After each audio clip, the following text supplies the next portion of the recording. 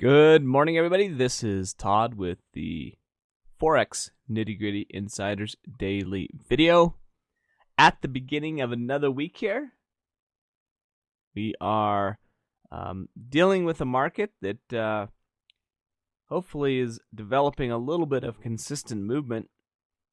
You can see the euro dollar here after having dropped significantly in October. November built some support and then has run back up. Now we're not quite to the highs here, but this movement right here is very bullish. And so when we see a bullish move like this, we need to be thinking about opportunities to trade the simple trading method by buying the setups. Now we may go down to shorter time frames, and that's okay. But we remember that the longer term trend here is certainly in a bullish direction. Now, as we look at the daily charts, this can give us a lot of information. And the two things that we try to get out of the daily charts is, one, what is the momentum or the trend, we'll call it. And two, I want to find out where support is located and resistance.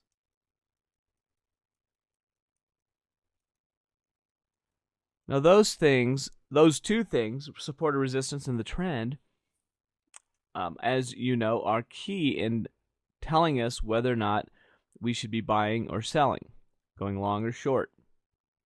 And so the daily charts can help us find those types of things. Now, one thing that we can do is we can go ahead and put a simple moving average on, and we can use a 40 period here. You can see this is a little bit longer term, and really the goal here is to say that if the 40 SMA is up, then we're bullish, and two, price is above the 40.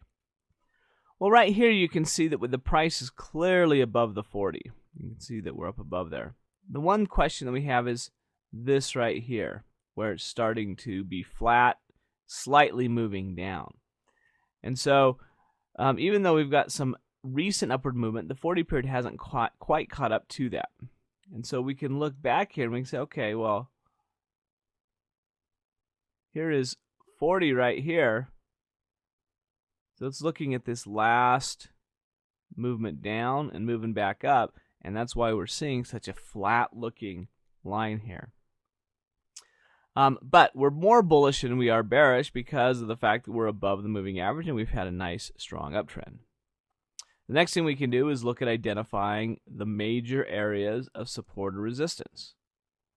And, you know, we can look at areas that are the recent areas, and we can look for opportunities to buy and sell as they come near to this. And so, as you can see, we've got 4 potential areas of support and resistance here. We're sitting right at this next level of resistance. Now we know that when we're at resistance, there's some downward pressure, and we would be looking for the market to try to slow down at this point. And so when we look longer term daily types of charts, we're really looking to help us identify the direction that we should be trading. Aussie dollar, hopefully you can see a couple things here. One is the trend is up. We're moving up on the moving average. The price is above it. But look at how we are contracting within this. You know, our movements are such that we really are consolidating, looking for a breakout to occur, really to catch the move either to the upside or to the downside. It's really been a flat, slow-moving pair lately. US CAD inverse to the euro dollar. You can see we've had some downward momentum as of late. US or the pound dollar, you can see we have a big day today. Similar situation to the euro dollar where the moving average is going down. Price is above it. Big up day today. So some slight momentum to the upside here, but really not in a strong established trend. And that's really what we want to see, that deliberate movements.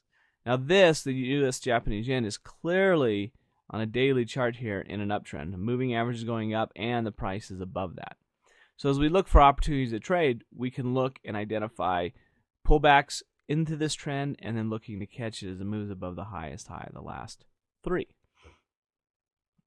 And the US CAD, these lines, the moving average is going up, but we are below the moving average. And so really kind of a non-directional setup for what we're seeing on the US CAD.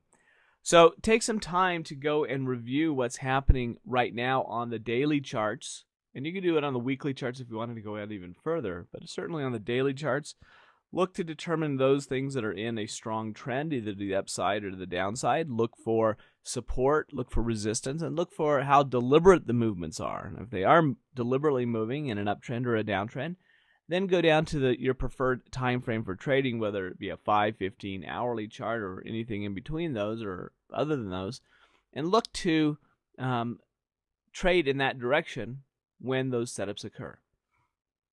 So if you have any questions about this or anything else, feel free to let me know.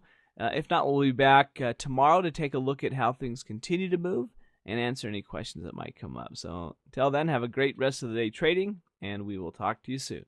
Thanks.